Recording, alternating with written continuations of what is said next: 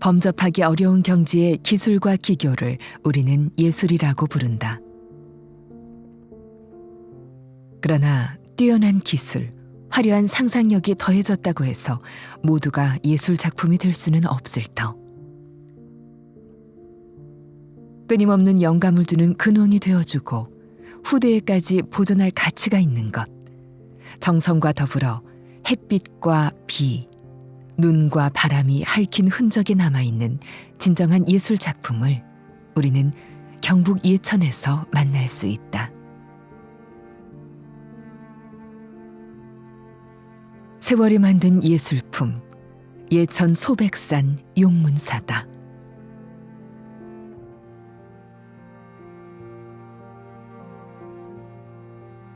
오랜 전통과 문화가 어우러진 고장, 경북 예천. 소백산 자락이 흘러내린 매봉기슭에는 예천의 오랜 역사만큼 세월의 흔적을 고스란히 입은 고찰이 있다. 산 깊어 새속의 시끄러움 끊겼어라. 절에는 승탑이 고요하고 묵은 벽엔 불등이 타오르네. 외줄기 샘물 소리가 가녀리고 첩첩한 산봉우리가 달빛을 나누고 있어 여기에 있는 곳조차 잊게 된다는 서거정의 노래는 이곳 용문사를 표현하는 시와 같다.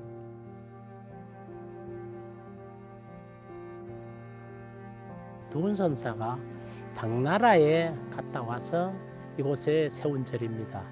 두운선사가 이곳에 절을 세울 때에는 용이 나와서 영접을 했을 뿐만 아니라 나무 사이에 있던 은병 16냥도 찾아서 그 절을 짓는데 보탰다는 설화도 있습니다.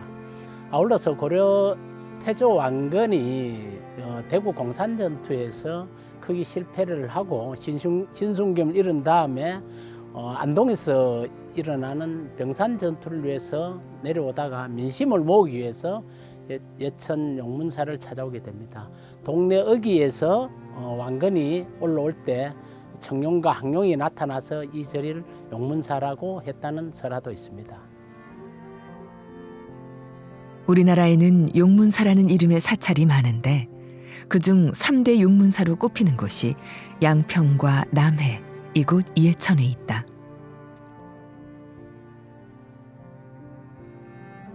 양평의 용문사는 용의 머리이고 남해의 용문사는 용의 꼬리라면 이곳 예천 용문사는 용의 심장이라고 불린다. 용의 머리, 용의 심장, 용의 꼬리에다 절을 짓고 신라의 고승들이 용문사라 사명을 붙였습니다. 예천의 용문사는 용의 심장 역할을 하는 아주 귀중한 문화재의 보고를 많이 갖춘 그런 대찰입니다. 예천의 용문사가 불교의 성지였던 것은 물론 국가적으로도 매우 중요한 역할을 했다는 것은 이곳 용문사 성부 유물관에 남아있는 흔적으로 확인할 수 있다. 고려시대의 비석인 중수 용문사 기비에 새겨진 글씨를 따라가다 보면 태조가 해마다 용문사에 쌀 150석을 하사했다는 것을 알 수 있고 1457년 세조 3년에 내린 감역규지에는 용문사에 자벽을 면제해 주라는 내용도 적혀 있다. 숭유 억불 정책으로 사찰의 탄압이 심했던 시대였음을 상기하면 조선시대 용문사의 지위를 살필 수 있는 귀중한 자료로 평가된다.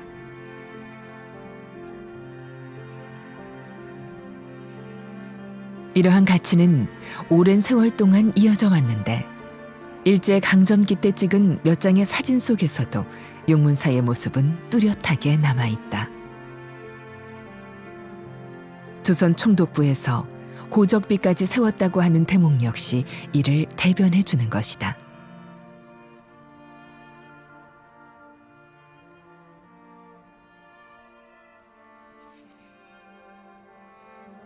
용문사와 왕실 간의 밀접한 관계를 알 수 있는 곳이 있다. 이곳은 패비 윤씨 태실, 왕실에서 자손을 출산한 뒤 그 태반과 탯줄을 묻은 석실이다.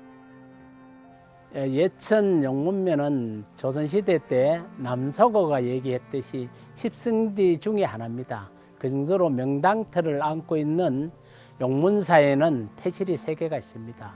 그 명당터에 있는 태실은 고려 강종의 태실과 그 다음 조선시대의 폐비 윤씨 태실, 그 다음에 정조의 맏아들이었던 문효제자 태실이 있습니다. 이 태실이 있는 걸로 봐서 전국적인 길지 중에 길지가 아닌가 싶습니다. 이곳 용문사는 전국 3대 지장도량의 하나로도 꼽히는데 그 첫 번째 이유를 우리는 보광명전에서 찾을 수 있다. 빛을 두루 비춘다는 뜻을 가진 보광명전.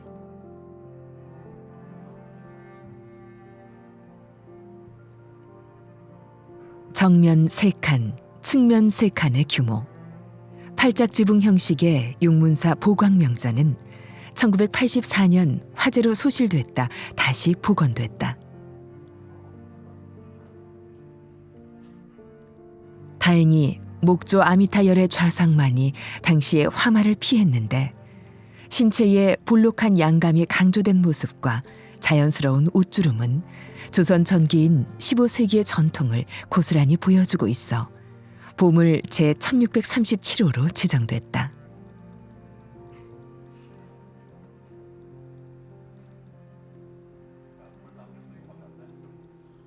용문사에 1984년도 5월 9일 날 이제 불이 나게 됩니다. 불이 나면서 이제 불은 해운루에서 이제 발화가 되어서 해운루, 영남 제1강원, 그다음 보광명전, 응양각, 단화각, 그다음 종무소를 전체를 불을 태우게 됩니다.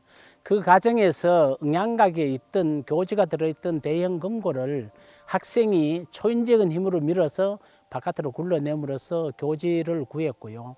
그 다음에 창경들이 30명 정도 되는 분들이 그 단화각을 밀어가지고 보광명전 쪽으로 밀어내므로써 이제 대장전이 소실되지 않고 현재의 건물을 유지를 하고 그다음 국보로 또 지정되는 그런 영광이 있었습니다.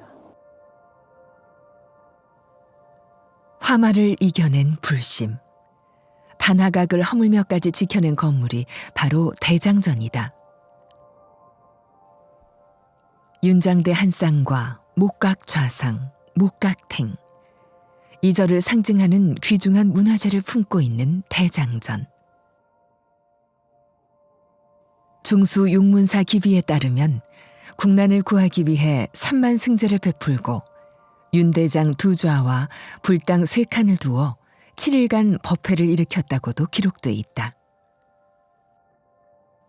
대장전은 고대 건축물로는 매우 드물게 발원자와 건립 시기, 건립 목적이 분명하게 드러나 있는데 부처님의 말씀이 담긴 경전과 경판을 봉안하는 전각으로 건물의 모서리에는 용머리와 연꽃 봉우리 조각이 더해져 있다. 윤장대를 보관하고 있는 대장전이라는 건물 자체는 다른 일반 건물에 비해서 옆으로 상당히 긴 편입니다. 옆으로 길다는 것은 중앙에 있는 불상을 보관하는 용도가 아니라 왼쪽과 오른쪽에 있는 윤장대를 보관하기 위해서 공간을 좀 옆으로 많이 세장하게 만들었고요. 그리고 이러한 세장한 평면 자체가 대장전 하부에 남아있는 기단이라든지 이런 모습 형식들을 볼 때 고려시대부터 이미 그러니까 윤장대가 처음 만들어지는 초창 시기 때부터 만들어졌을 가능성이 높습니다. 윤장대를 보호하기 위해 특별히 건립된 건물. 이 때문에 그 가치는 더욱 높은데 각각 보물로 지정돼 있던 대장전과 윤장대는 기술과 예술이 결집된 종합예술품으로 지난해인 2019년 12월 국보 제328호로 통합 지정됐다. 그 중생들이 경전을 접하기가 힘들어서 이 윤장대 속에 경전을 보관하고 그걸 돌리면은 그 속에 들어있는 경전을 여러 번 읽은 공덕이 된다 해서 중생들이 이 윤장대를 돌려서 지금까지 우리 조상들이 복을 짓는 그런 신앙의 대상으로 삼아왔습니다. 윤장대는 불교 경전을 보관하는 회전식 경장으로 전륜장, 전륜경장, 전륜대장이라고도 불린다. 팔강면의 창호 안쪽에는 경전을 넣을 수 있는 공간이 있는데 명종 3년 무신의 난을 극복하기 위해서 조성된 만큼 경전 신앙뿐만 아니라 호국 신앙도 강하게 내포하고 있다. 또한 윤장대는 그 자체뿐만 아니라 경장을 장식한 문살로도 유명한데 단아함과 화려함의 외형적 대비의 조화가 돋보인다.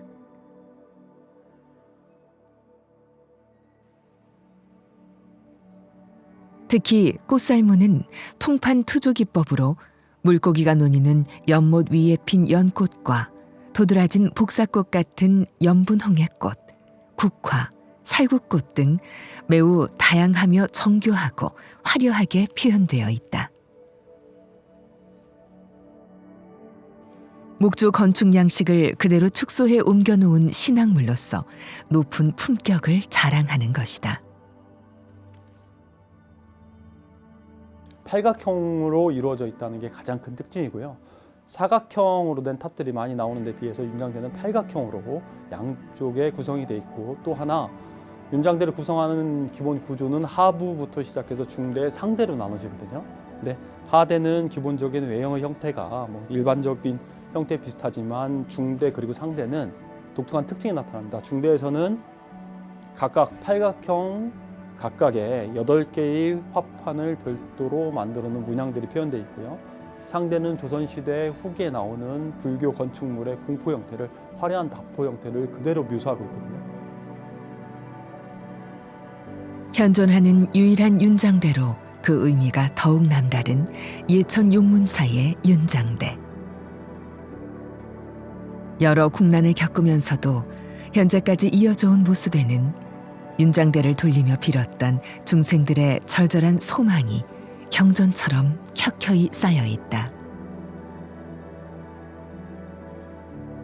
경전을 읽지 못하는 사람들에게도 널리 깨달음을 얻도록 한 배려의 미학을 현재 우리는 천년 전 선조들의 지혜에서 얻어갈 수 있다.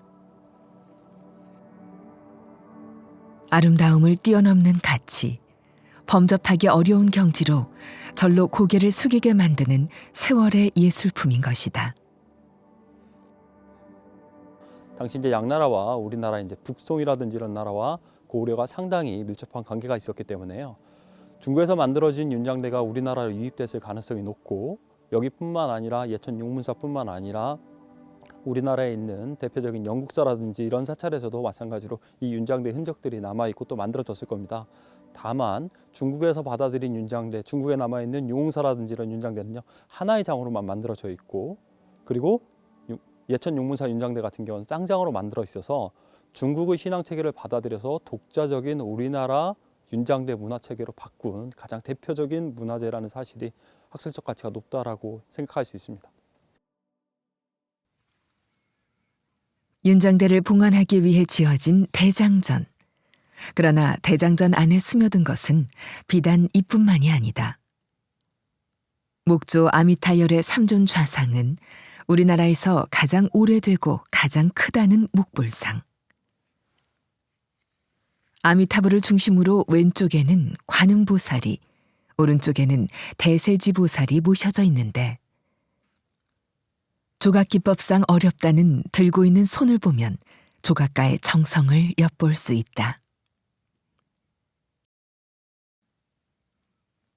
세월이 흐른 지금까지 보는 이를 압도하게 만드는 뛰어난 표현력은 신체 비례와 방형 얼굴, 차기법 등에서 전형적인 17세기 불교 조각 양식을 보여주는 중요한 자료로 평가받고 있다.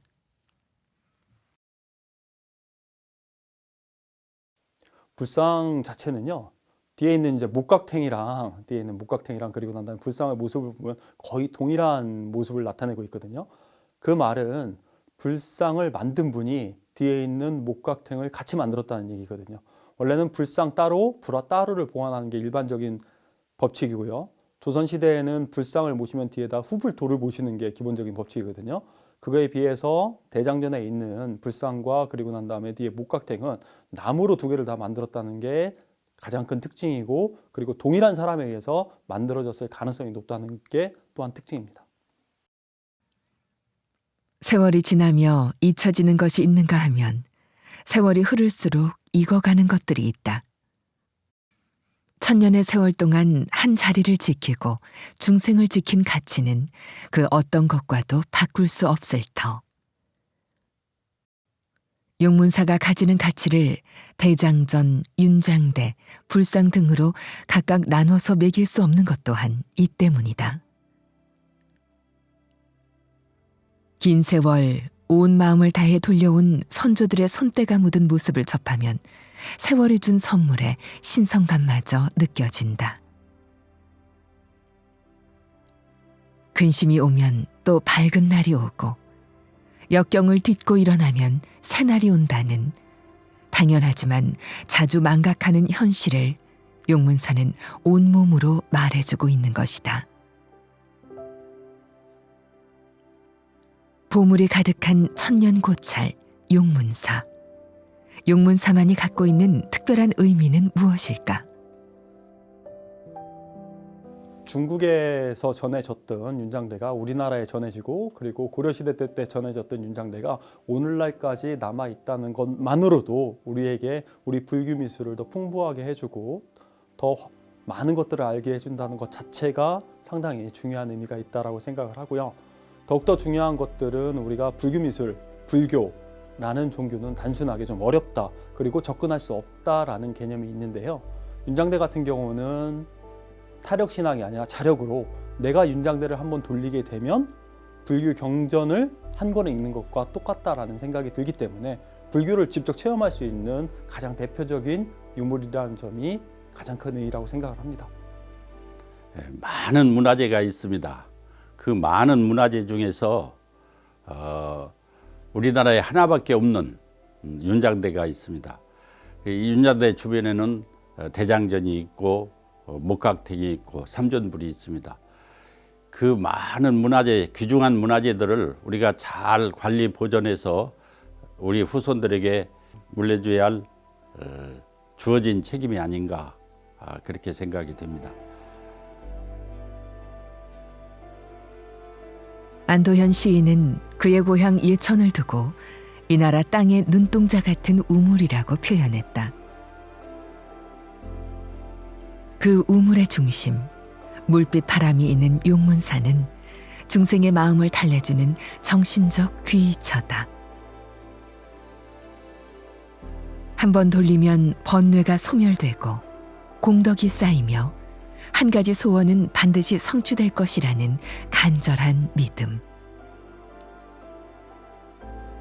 소백산 기슭의 용문사에서 백두대간의 정기를 느끼면 여행 후 돌아가는 발걸음은 훨씬 가벼워질 터.